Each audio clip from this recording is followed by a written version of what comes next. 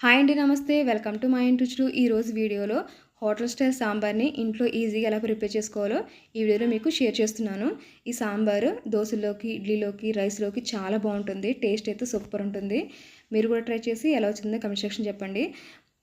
ఈ సాంబార్ మనం ఇంట్లో ఈజీగా ఎలా చేసుకోవాలో చూసేద్దాం. ముందుగా ఒక పెద్ద నిమ్మకాయ సైజ్ అంతా చింతపండు తీసి వాటర్ వేసి నానబెట్టుకోవాలి.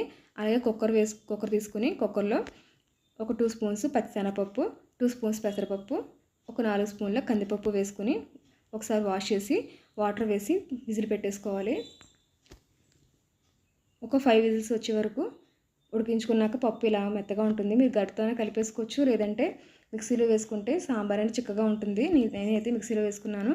అలాగే గిన్నె పెట్టి 2 స్పూన్స్ ఆయిల్ వేసి ఆవాలు, జీలకర్ర, పచ్చిశనగపప్పు, దంచుకున్న వెల్లుల్లిపాయలు వేసి బాగా ఫ్రై చేసుకోవాలి.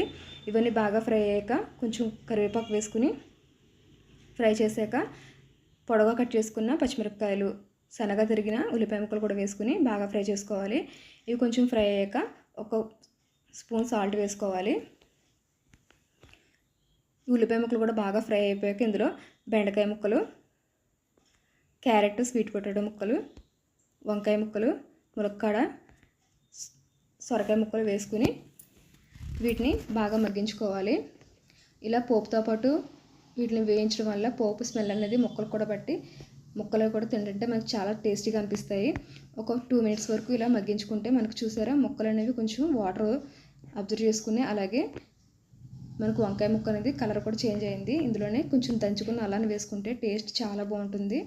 ఇవన్నీ ఒకసారి కలిపేసి 2 మినిట్స్ వరకు మూత తీసాక మనం చింతపండు రసాన్ని ముందుగా తీసి పెట్టుకుని ఆ రసాన్ని అలాగే మనం మిక్సీ పట్టుకున్న పప్పుని వేసేసుకుని ఒకసారి బాగా కలిపేసుకోవాలి. ఇందులో కొబ్బరి కూడా యాడ్ చేసుకుంటే టేస్ట్ చాలా బాగుంటుంది.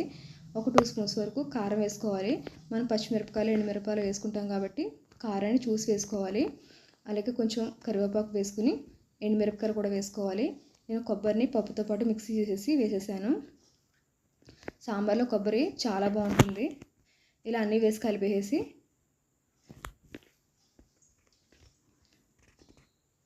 మూత పెట్టేసుకుని ఒక 15 మినిట్స్ తర్వాత ఒక స్పూన్ వరకు సాంబార్ పౌడర్ని అలాగే సన్నగా తరిగిన కొత్తిమీర వేసి ఒకసారి కలిపేసుకుని ఒక 2 మినిట్స్ వరకు మరిగించేసుకుంటే మనకి హోటల్ స్టైల్ సాంబార్ అనేది రెడీ అయిపోతుంది. ఇందులో మనకి రుచికి సరిపడా సాల్ట్ కూడా వేసుకోవాలి. చూసారు కదా, చాలా ఈజీగా ఇంట్లో హోటల్ స్టైల్ సాంబార్ని ప్రిపేర్ చేసుకోవచ్చు. మీరు కూడా చేసి ఎలా వస్తుంది కమెంట్ సెక్షన్ చెప్పండి. ఈ వీడియో కనుక నచ్చితే లైక్ చేయండి, కమెంట్ చేయండి, షేర్ చేయండి, తప్పకుండా సబ్స్క్రైబ్ చేయండి. పక్కన్న బెల్ ఐకాన్ని క్లిక్ చేయండి. మీ ఫ్రెండ్స్ అండ్ ఫ్యామిలీకి షేర్ చేయండి.